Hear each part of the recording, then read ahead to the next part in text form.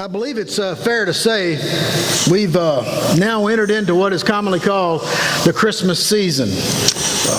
Gifts are being purchased, or maybe I should say gifts are being ordered, lights are being strung, trees are being decorated, cards are being sent out, Christmas carols are being sung, sometimes in unusual ways. I'm already starting to enjoy the Christmas decorations. I'm enjoying the lights here this morning, but not just here. I'm enjoying the lights I see in town, and when I drive past yards, I'm seeing all kind of creative decorations, just blow-up snowmen and reindeer that look like they're flying. And of course, I like the icicles that look like they're coming off the house. I like those new old-school-looking LED Christmas lights. It's all kind of neat decorations going up. Brings back a lot of memories. I would say all of us probably enjoy the Christmas traditions to one degree or another. This morning I'm going to read a traditional Christian passage to you from Luke chapter 2, 1 through 7, one that we've all probably heard many times. But it is the essence of the Christmas story, you might say. In those days, Caesar Augustus issued a decree that a census should be taken of the entire Roman world. This was the first census that took place while Quirinius was governor of Syria, and everyone went to his own town to register. So Joseph also went up from the town of Nazareth in Galilee to Judea to Bethlehem, to the town of David, because he belonged to the house and line of David. He went there to register with Mary, who was pledged to be married to him, and she was expecting a child. While they were there, the time came for the baby to be born, and she gave birth to her firstborn, a son. She wrapped him in cloths and placed him in a manger because there was no room for them in the inn. So we see in this particular passage that the birth of Jesus Christ is a historical event. It's not a myth rooted way back in prehistory. No one knows much about the things that took place surrounding it. We know that the birth of Jesus Christ is a historical event. It took place during the days of Caesar Augustus. You may be saying, well, who is Caesar Augustus? Well, Caesar Augustus was the president, if you will, of the Roman Empire at that time, and he had issued this decree that the people go back to their hometowns to register for this census. You may be wondering, well, why did they take censuses back then? Isn't that kind of a modern thing? Well, no, it's not really that modern.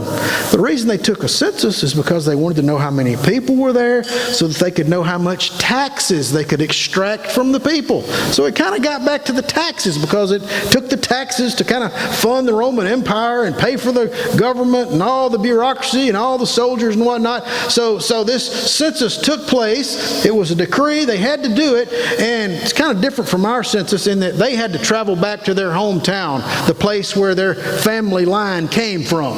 Now, what if we had to do that today?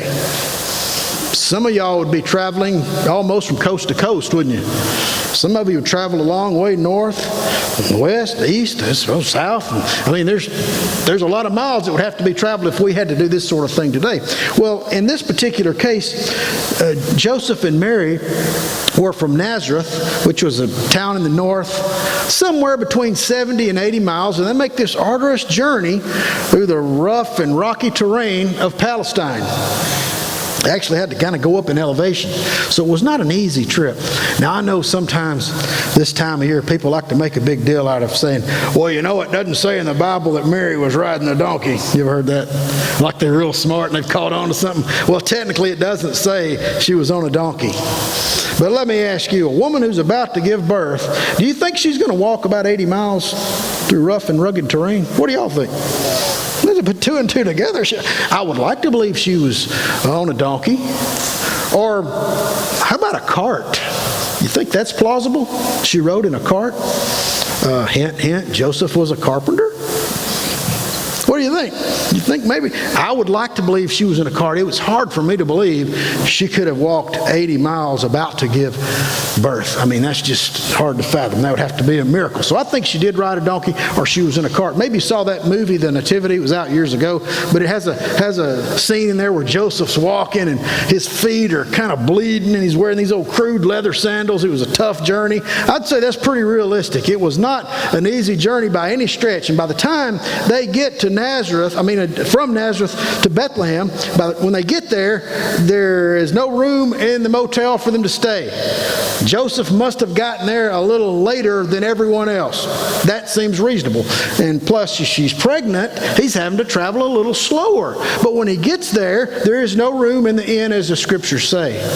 Now, I wish we had more information about how all this went down. But we do not know a whole lot about the particular situation. We're not exactly sure about everything that surrounded the baby in his birth. We just know that he was laid in a manger. And when you look that word up in the Greek language, it really refers to a feed trough for livestock. So we kind of have to piece this together. There's no room in the inn, and somehow or another, Jesus, instead of being laying in a crib, he ends up in a trough for livestock. So what's happened? What's going on here? How did the birth take place? Well, based on some traditions, some hold that there was a nearby cave, and Jesus was born in that cave that kind of served as a barn. We don't know for sure. Jesus could have been born in the parking lot of that motel or that inn. Back in that day and time, their motels or inns would have a large courtyard, and that's where all the animals would be parked. And then there was a courtyard that opened up. The motel would open up off the courtyard.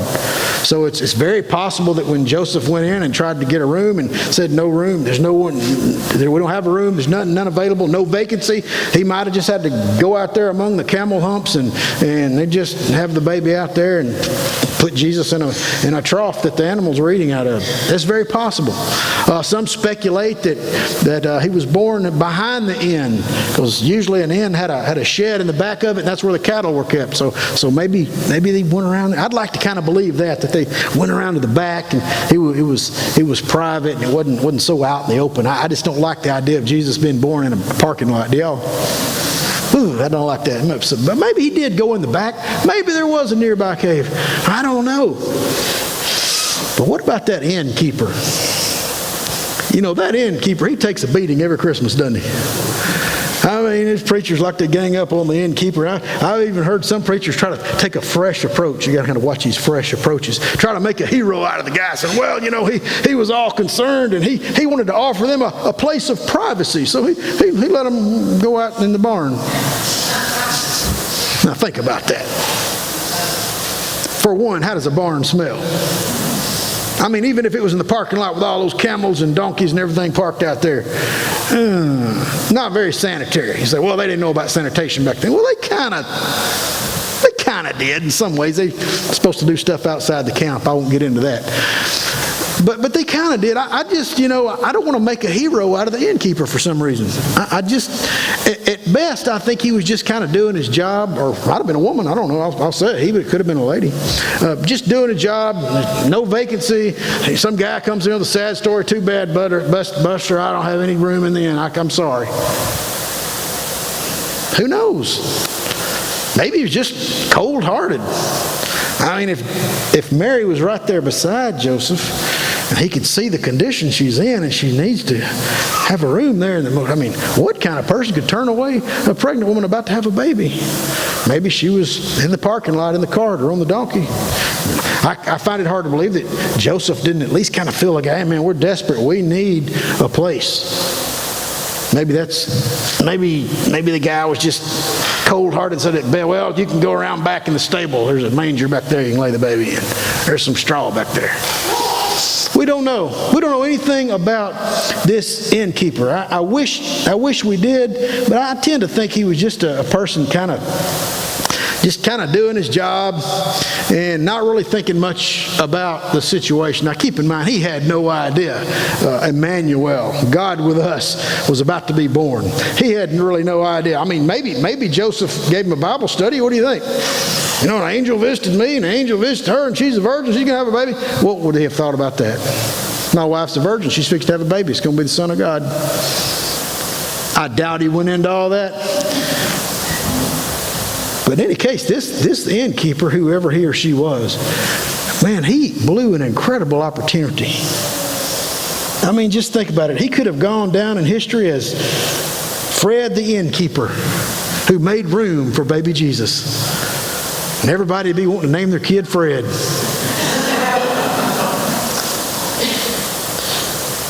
I guess for his sake, I guess it's fortunate that we don't know his name. If we did know his name, it might have become sort of like Judas or Jezebel, and nobody would dare name their kid after the guy that turned baby Jesus away.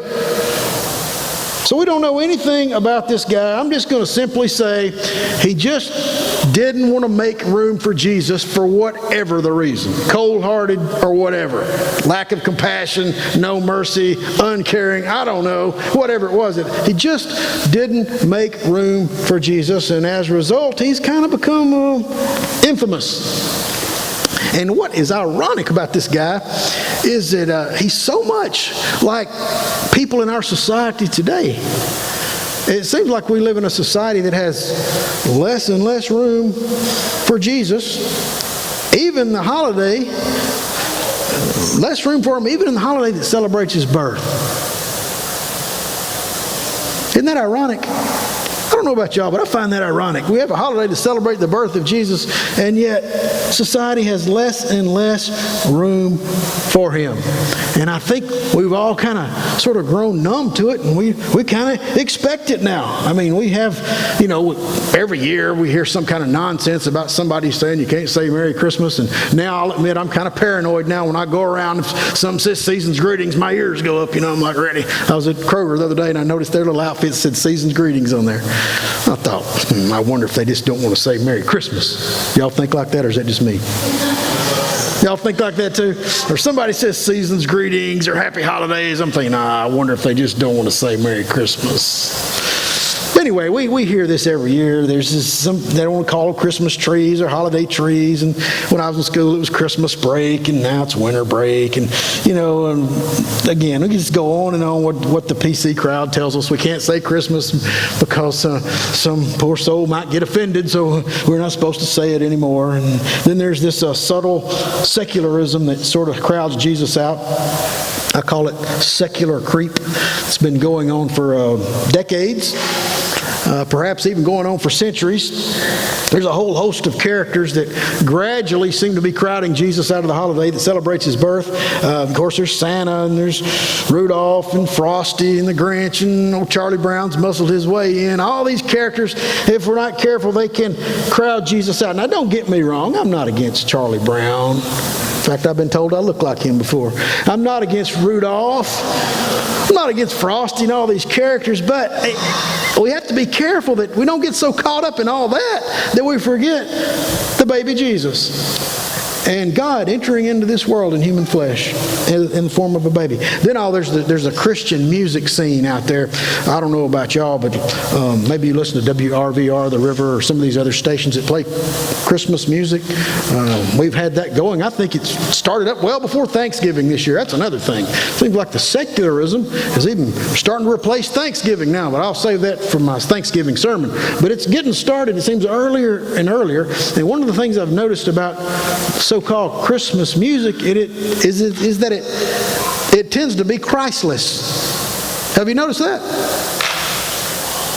Just listen to the words of the majority of the songs. They don't really have much to do at all, anything to do with Jesus. It's just some kind of warm, fuzzy sentimentalism. A great example is that Dan Fogelberg song that gets played over and over this time of year. You know the one I'm talking about? You want to hear me sing it? I don't know if I want to sing it. It goes, met my old lover in the grocery store. The snow was falling Christmas Eve. I stole behind in the frozen foods, and I touched her on the sleeve. How'd that sound? Man, that's spiritual, isn't it? How spiritual is that? And then it goes on to talk about, and by the way, she's married now, and then it goes on to talk about them sitting in the car and drinking some beer and watching the snowfall. Real spiritual stuff. And then there is the dumbest song of all. You guessed it. Grandma got run over by a reindeer coming home from our house Christmas Eve. You can say there's no such thing as Santa, but as for me and Grandpa, we believe. Man, it goes on and on. You got to admit that's a dumb song.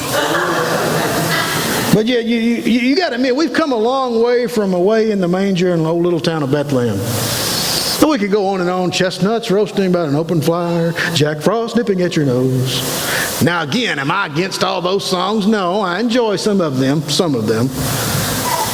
But notice the ratio of those songs to the spiritual ones.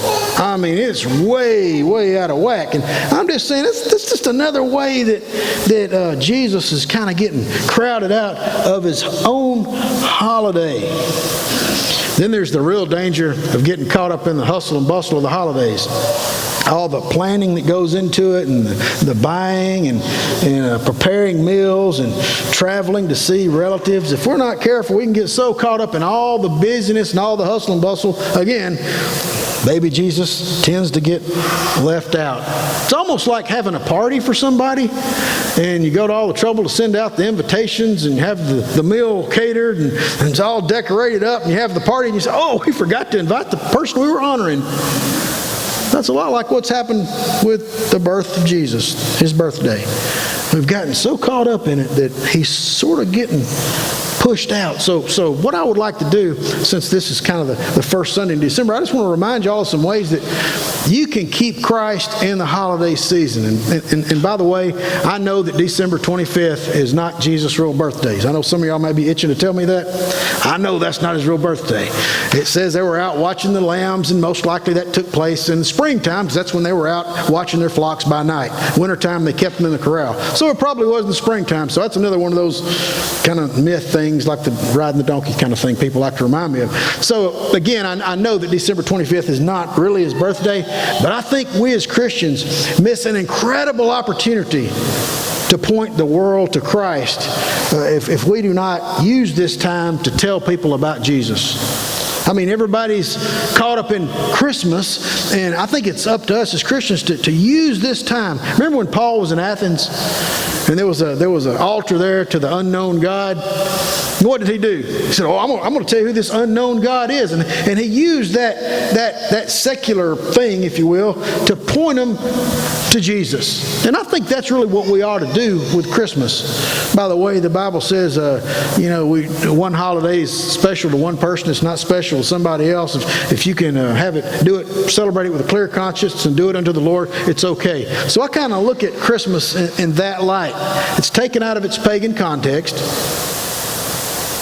And we can kind of take it over like he did that altar and use it to point people to Jesus. So that's what I think we ought to do during this time of year, is find all those little ways that you can remind the world of Jesus. Do you agree that people need to be reminded of Jesus? Yes, they do. So let's not get caught flat-footed during this time. Let's make sure we're doing everything we can to remind them. And one of the ways we can remind people of Jesus is to send Christmas cards that depict biblical characters. Man, I've seen some beautiful Christmas cards, haven't you? They show maybe the birth of Jesus and the shepherds, and I've seen some cool ones that have the wise men on them. I mean, there's some neat cards. Try not to just send cards that have Frosty and Rudolph and Santa and all that on there. I'm not saying it's wrong to send that, but man, if you're sending 10 cards that's got Santa on there and maybe one that has something about Jesus, there's something wrong with the ratio there. Wouldn't you agree? And that kind of Jesus kind of get pushed out, kind of crowded out. Make sure you're sending some things that depict the birth of Jesus. I even try to use stamps if I can get my hands on them. You ever seen the stamps got the Mary and the baby Jesus on there? Another little subtle reminder. What about Christmas decorations? Think we can use those to kind of subtly tell people about Jesus? Again, what if all you got in your yard is big blow-up Frosty and Santa Claus and flying reindeer and there's no manger scene to be found? Wouldn't you say Jesus kind of got crowded out? What do you think? Yeah. Now, you know I'm not trying to be legalistic and all that this morning, don't you? I'm just trying to say, analyze your decorations. If it's all secular, there's something wrong. You're just missing a great opportunity to remind people about Christ. Try to use decorations. You know, in my house, my wife's the decorator, and she's got a ceramic manger scene on our mantle that she likes so well, it just stayed up year-round. And it looks good up there. So we just leave it. But there's going to be some other manger scenes coming out. Got one in a globe that's kind of cool, and one on a plate. Not go on and on. We got stars, and we got angels, and we got all kind of Christian paraphernalia, even hanging on the Christmas tree. Try to find room to bring out the Christmas decorations. Another way is to give gifts that celebrate Jesus' birth. A few years ago, somebody gave me a cool Christian t-shirt. Sometimes it's referred to as witness wear. It's got a big cross on it with drumsticks, and it says, "Stick with Jesus." How do you like that? There's a lot of cool things out there that you give. Bibles are always a good gift to give. There's always good life application is a good Bible. I love that. The NIV Study Bible. There's all kinds of Christian gifts that you can give. Even Christmas decorations. You could give someone a nice manger scene decoration for a Christmas gift. I want to challenge you to establish some traditions that celebrate Jesus' birth. Years ago, we decided at our house that we were going to read the same passage that I just read to you right before we open our gifts. It was going to be a reminder to us that Jesus is God's gift to us. That's the most important gift. That's what it's all about. So every year before we open the presents, kids may not like it. They're itching to get in the presents, but they're going to hear Luke chapter 2. And not only do I read that, they've even got some little puppets, and they act it out as I'm reading it. Just another way to get it in their head. You could do something creative with cookies. You could make Bible characters out of cookies. There's all kind of ways that you can remind people of the birth of Jesus with your traditions. We like to make time for events as well. Singing Christmas trees are fun to go to. We like to go to, there's a live nativity scene at Baker's Chapel. I don't know if you've ever been out there, but it's east of town, kind of back in the country a little bit, but they have live camels all the way from Missouri. They'd had some albino camels out there one year. I don't know if they had those in biblical times. Maybe they did. I don't know, but they're cool. And you can get up close and you can pet them. Of course, there's sheep and donkeys. It's a cool thing to go see. Maybe be a part of our church's live nativity scene. We're going to have it across from Walmart this year at the bank. And it's a way that you, through this church, can remind people about Jesus. It's a subtle way to remind them this is what the season's all about. And I'm telling you, thousands of people pass by out there and see us out there acting out the birth of Jesus. Look for activities that you can go to with your family to remind them of the birth of Christ. Take advantage of these times to point people to the Savior.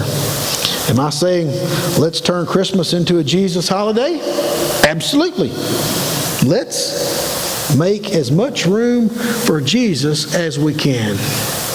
This time we're going to have our communion time, what we call the Lord's Supper.